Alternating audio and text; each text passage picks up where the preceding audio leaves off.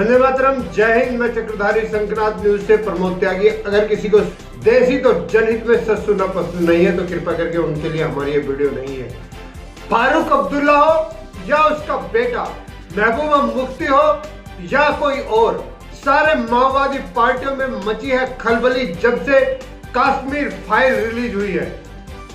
अगर ये लोग बोलते हैं कि पाकिस्तान से आतंकवादी आए थे जिनकी बदौलत हमारे मुसलमान भाई भी मारे गए हैं, सिख भाई भी मारे गए हैं और हिंदू भाई भी मारे गए हैं, लेकिन मस्जिदों से ही ऐलान क्यों हुआ? आज तक इसका जवाब किसी ने नहीं दिया। और क्यों उस फाइल के ऊपर आज तक कोई कार्रवाई नहीं हुई? क्यों ये सारी की सारी पार्टियां चुपकी साधे हुए थी?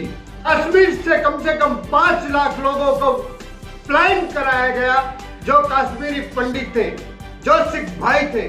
आज सिख भाइयों को वो गोद में बिठाने की कोशिश कर रहे हैं, उनको अपना बताने की कोशिश कर रहे हैं। आज कश्मीरी पंडितों को अपना बताने की कोशिश कर रहे हैं, लेकिन जब छोटे छोटे बच्चों से बलात्कार करवाए थे, जब छोटे छोटे बच्चों से हिंदुओं को मरवाया गया था, जब कश्मीरी पंडितों को मरवाया गया था, जब इनको दया नहीं आई, आज इनका पर्दाफाश हो रहा है तो आज इनको बड़ा दर्द हो रहा है। आज ये कश्मीर फाइल पिक्चर को गलत बता रहे हैं, जिन्होंने साफ साफ दृश्य दिखाए हैं, जो सच्चाई को सामने लेकर आए हैं, आज वो पिक्चर इनकी आंखों में गरज रही है। आखिर क्यों 32 सालों बाद ही आज क्यों संसद और पार्लियामेंट में चर्चा हो रही है कि कश्मीर वालों के ऊपर बहुत जुर्म हुआ है?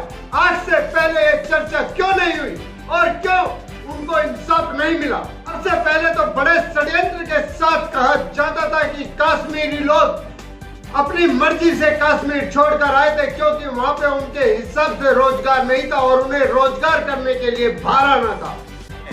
उस वक्त गवर्नर राज था, जगमोहन साहब गवर्नर थे, बीजेपी की हुकूमत थी मरकज में।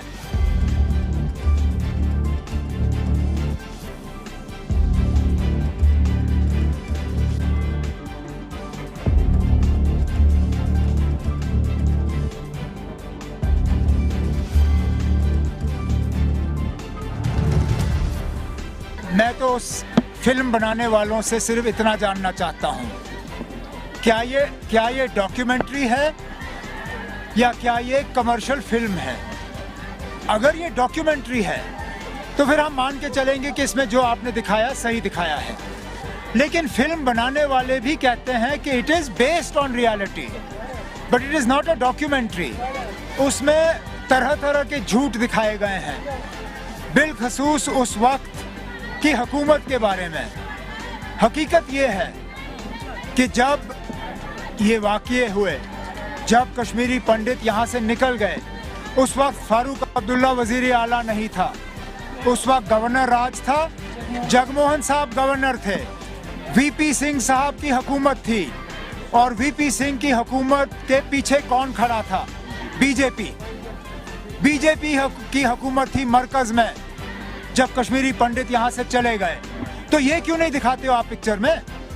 फारूक अब्दुल्ला को तो आप दिखाते हो, लेकिन वीपी सिंह के पीछे बीजेपी को क्यों नहीं दिखाते हो? वीपी सिंह की हुकूमत थी उस वक्त जब निकले। तो ना ये सच्चाई के साथ इस तरह खिलवाड़ करना ये अच्छी बात नहीं है। और आपने सही कहा, यहाँ सिर्फ एक कौम ने कुर्बानियाँ नहीं दी। अगर कश्मीरी पंडित मरे हैं हमें उसका बेहद अफसोस है, नहीं होना चाहिए था, लेकिन क्या कश्मीरी मुसलमान नहीं मरे? क्या कश्मीरी सरदार नहीं मरे? अगर यहाँ लोग घर से निकल गए, बेघर हुए, तो उसमें सब मजहब के लोग शामिल हैं। मुसलमानों ने भी अपनी मकानें छोड़ के, कश्मीर छोड़ के, कुछ तो अभी तक वापस नहीं आए। हमारे सिख भाई बहन वो भी छोड़ के गए, हमारे कश्मीरी पंडित भाई बहन भी छोड़ के गए। हमें इस बात का अफसोस है और हम कहते हैं ना, माहौल ऐसा बनना चाहिए कि ये वापस आए।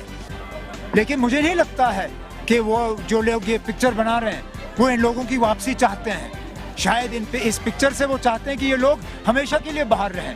लेकिन हमारी जब तक नेशनल कॉन्फ्रेंस है, हम उस शेर कश्मीर के सिपाही हैं, वर्कर हैं, जिन्होंने हमें ये नारा दिया, शेर कश्मीर का क्या इरशाद, हिंदू मुस्लिम सिख इत्तेहाद, हम उस बात पे कायम हैं और उस जम्मू कश्मीर को हम दोबारा कायम देखना चाहते हैं।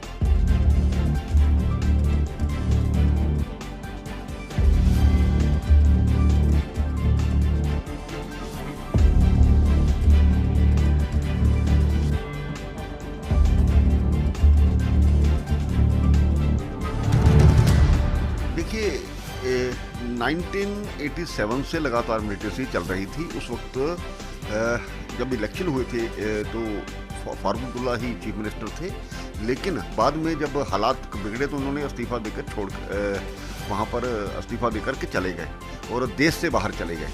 तो कुल मिलाकर मुझे ये कहना है मिलिटेंसी इन्हीं लोगों के दौरान हुई, इन्हीं की नीतियों के अनुसार हुई। उसी के कारण से जब इलेक्शन हुए तो लोगों ने कहा कि ये इलेक्शन ठीक नहीं है, कुछ लोगों को इन्होंने ज़बरदस्ती जिताया, इस प्रकार के ये लोग थे। तो आज जहाँ तक कश्मीर फाइल्स की बात है, मैं उनसे पूछना चाहता हूँ, क्या लासा कोल को नहीं मारा गया, नीलकंठ गंजू को नहीं मारा गया, टीकालाल टपलू को नहीं मारा गया, या 24 लोगों को लाइन में खड़े करके उनको गोलियों से नहीं उड़ाया गया? ये सच छुपाने की हमेशा कोशिश करते रहे। आज इनको पता है कि इनकी सरकारें रही, उन्हीं के कारण से इस प्रकार से हालात बिगड़े थे। एक दिन में हालात नहीं बिगड़े थे, इन्हीं की जो सरकारें थी उसी दौरान हालात बिगड़े थे। तो सच को सच कहने की हिम्मत होनी चाहिए, जो इनमें नहीं है, और अब उसको छुपाने की कोशिश की जा रही है। इन्होंने पूरी कोशिश की बॉलीवुड के माध्यम से, दूसरे माध्यम से इस फिल्म को फेल करने की, लेकिन वो हो ना सकी। हिंदुस्तान के लोग सच जानना चाहते हैं और उस फिल्म के माध्यम से उस त्रासदी का सच उनके साथ। लेकिन किसी ने ये दर्दनाक हादसा नहीं बताया कि किस तरह से उनकी बहू बहन बेटियों की इज्जत लूटी गई, किस तरह से उनकी प्रॉपर्टी को हड़पा गया और किस तरह से उनको सरेआम मारा गया और किस तरह से उनको निकाला गया। फारूक अब्दुल्ला के बेटे उमर अब्दुल्ला सारी प्रेस कॉन्फ्रेंस के सामने चीख चीख कर बोल रहे हैं कि हमें कश्मीरी पंडितों का मरने का और जाने का बहुत दर्द है। मैं आज दर्द कैसे पैदा हो गया? आज से 32 साल पहले दर्द पैदा क्यों नहीं हुआ? यह जानना चाहती है आज भारत की जनता और पूरा विश्व जानना चाहता है। आखिरकार कश्मीर के अंदर पाकिस्तानी कैसे आए और किस तरह से तुम लोगों ने पाकिस्तान वालों को शरण दी और किस तरह से आतंकवादियों को छुपाने का काम किया। इसीलिए तुम धारा 370 और 35 से नहीं हटाना चाहते थे, क्योंकि अगर धारा 370 और 35 से हटा तो तुम्हारे सारी पोल पट्टी खुल जाएंगी और तुम्हारा पर्दाफाश होकर दुनिया के सामने आएगा। क्योंकि जो तुमने काला कर्म किया है इन 32 सालों में वो सामने उजागर होता दिखाई दे रहा है। आज फारूक अब्दुल्ला की प्रॉपर्टी कम से कम अरबों रुपए में किस तरह से पहुंच गई, इसका कोई जायजा बताया कि किस तरह से ये प्रॉपर्टी बढ़ी है और किस तरह से इन लोगों ने प्रॉपर्टी पर कब्जा किया है। वो सारी प्रॉपर्टी किसकी है? कश्मीरी हिंदुओं की प्रॉपर्टी को तुमने किस तरह से हड़पा। कश्मीरी बहन बहू बेटियों के ऊपर किस तरह से तुम मेहमानों की तरह टूटे और किस तरह से बलात्कार हुए, किस तरह से बच्चों के सामने उनकी माताओं के स्तन काटे गए, उनकी माताओं को काटा गया आरे से। पुराने इतिहास में राक्षसों का नाम आता था, लेकिन राक्षस भी इतने क्रूर नहीं हुआ करते थे जिस तरह की क्रूरता आप लोगों ने दिखाई है। आज आप कहते हो कि डॉक्यूमेंट्री फिल्म है तो बहुत अच्छी बात है। डॉक्यूमेंट अगर ये सोशल फिल्म है तो ये गलत है। क्या गलत है इस पिक्चर में? हमें जरा बताइए और जनता को भी बताइए कि क्या गलत है इसमें। या तुम जो बकोगे वही सब सही है, बाकी सब गलत है। जनता आज जाग चुकी है और जनता इसका हिसाब लेगी। इसी के साथ देश की सच्चाई के लिए, देश के लिए जीना, देश के लिए मरना। अगर आपको हमारी ये वीडियो अच्छी लगी हो तो लाइक करें, शेयर करें, कमेंट करें, सब्सक्राइब करें और बेल आइकन जरूर दबाएं।